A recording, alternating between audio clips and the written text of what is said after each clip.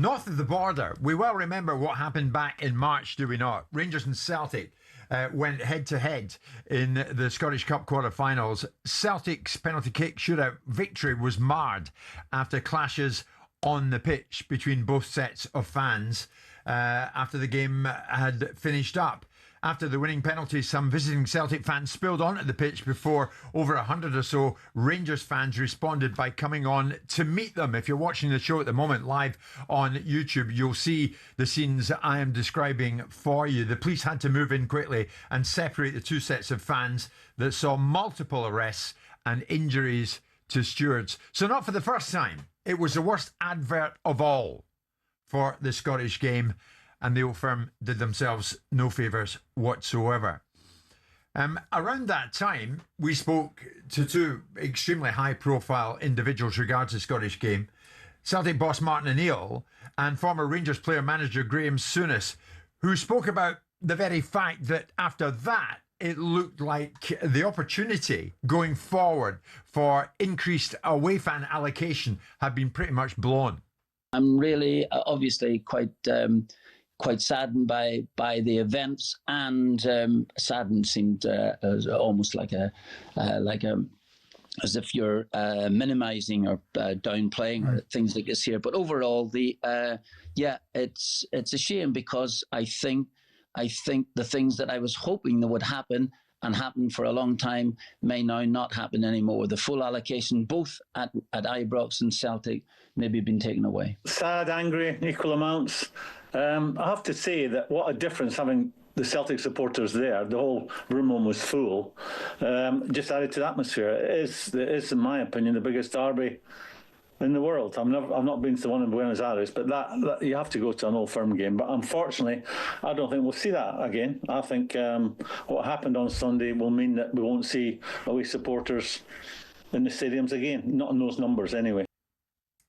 Well, crucially, this was the first time an allocation of away fans at an Old Firm game had been reinstated to 8,000 plus Celtic fans inside Ibrox that day, the largest away allocation since 2018. And now, what do you know? The Old Firm have been drawn once again in the League Cup quarter-finals next month at Ibrox. And the debate is now rumbling already about what the allocation should be for Celtic fans. Simon, going forward, looking at this, and you and I are looking at it from distance, but I know the territory that we're talking about. What do you think? Should the allocation be as it was in that Scottish Cup game, and that this time the authorities take a deep breath and alongside the police and stewarding get it right?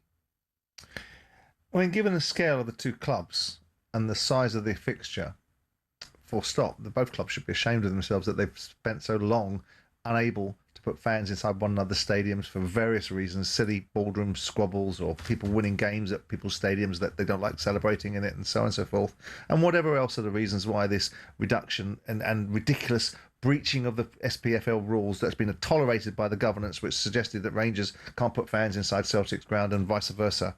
And then you've got the situation where the League Cup comes along and there's a different set of rules, and they allowed it to go on.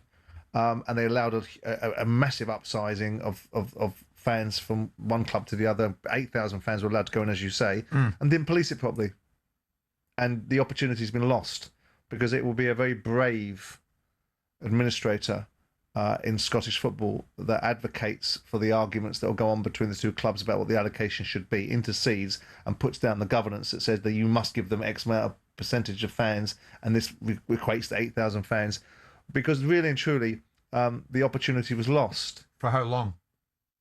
For all time? No, not necessarily, because people will calm down about it. But 6 months later, to have the fixture, 5 months later, to have the fixture arrive again in a similar situation is not. I can't imagine there's going to be countenance around it, because both the clubs and the entity that the two clubs were playing in the cup competition, the two clubs were playing, and had a duty of care to look at this fixture, look at the likelihood of some challenges around it, fund the police properly, and police it properly, because all of this could have been avoided if it had been policed properly. Of course, all of it could have been avoided if people behave properly. We know that, but they don't. And so the next thing to do is to stop those that choose to behave poorly from being able to do it, so it damages the thing going forward. So I'll be very surprised if there is a significant allocation of fans for the away side in this fixture, because it'll be too close. It's too close to what happened.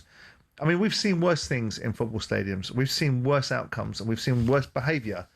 But that's not the point. It was bad enough to garner the attention of the media. It was bad enough to upscale it into a full-scale debate amongst the police, who denied any responsibility for it. The club sat there scratching their backsides about what their responsibilities. Neither club seemed to make any particularly condemnatory statements about what their fans did or didn't do. So the manager certainly didn't want to. No. So in the light of that, if the clubs can't agree this time around, should the SPFL simply step in and set the number for them?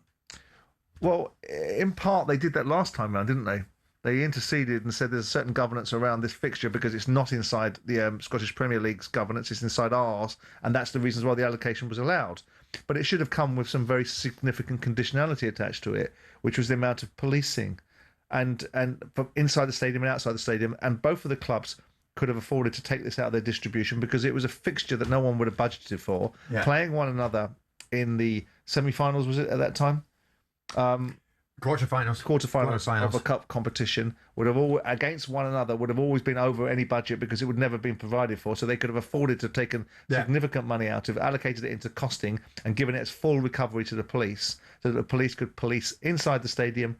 Because there was instances outside the stadium as much as it was inside the stadium in terms of intimidation and issues going into the town centres and so on and so forth. And whilst it shouldn't happen, it does happen. So going to the question, do I think there's going to be an allocation of 8,000 fans given to the away side? I'd be amazed if there is. Well, let's put it out there, Simon, in view of what you're saying, and I've listened closely to it. Old Firm fans listening this morning, Rangers fans, Celtic fans, do you accept the days of the traditional cup allocations and are pretty much dead in this fixture? Can you envisage it ever being reinstated? Is it safe enough, do you think, to give Celtic a sizable allocation for this upcoming League Cup match at Ibrox, home of Rangers? You might want to let us know on that. Give us a call. Where are you at with it at this time?